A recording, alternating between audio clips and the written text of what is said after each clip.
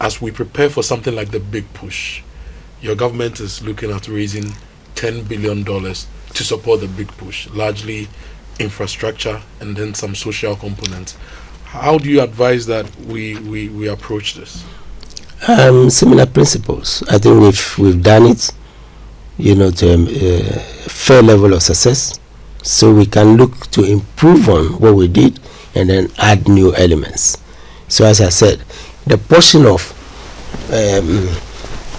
big push, which is commercial, which we aim to recover, the loan from the projects.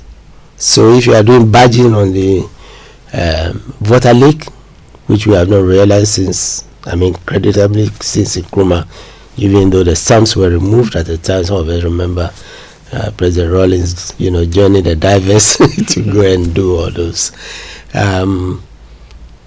But something we can do, because if you, instead of all the trucks, going on the road, spoiling the road and whatever, how about the road to Kumasi, or a road from the tip of the lake, up north, which is cheaper. But then the terminal points will be Whippy, not Tema. Transshipments. It happens on the Mississippi. It happens on all those. So you batch the rail, which is almost complete. That's why we're talking about getting the port done. Badges. And again, I heard your discussion. Does government have to provide badges? No. There are companies and the rest, including Ghanaian. It's transportation. Much of transport is trotro and the rest. So the private sector invest in the badges. That's what Guzi was talking about. So in this case, for example, the water lake is uncharted. So we need to chart it and ensure that if a private sector player comes in, for example, their badge operators or their boat operators know the charts to use. So government will do that to direct that for the private sector. The public element is like an airport runway. Okay. Another example is Tema Port. Right, the core port is public. It's heavy investment, so government did that. But does government have to do container depots? If you go to Tema, most of it is private. Okay. Yes, most of it is private. It's business, right?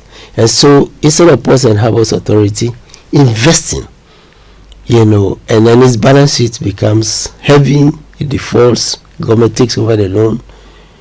Private sector, they earn their income from allowing private sector into the space, right? So the container depots, most of that, apart from the original ones which were for Ports and Harbours, are for a similar concept. In building an airport, you do the runway, you do the areas for ticketing and others.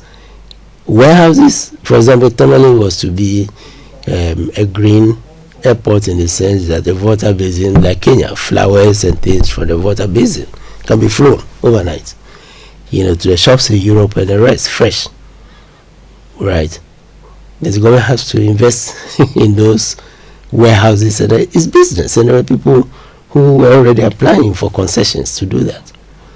And Ghanaian business is inclusive, so that's where the partnership comes from. That's what Guzi was talking about. That will leverage private sector. You make it sound very easy, which means that basically. No, but I'm saying that we've done it. Yeah, but that's why I'm citing specific examples. Yes. That's why I'm citing.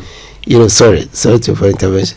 It sounds a bit rude, but no. That's why I'm saying that we have experimented with it.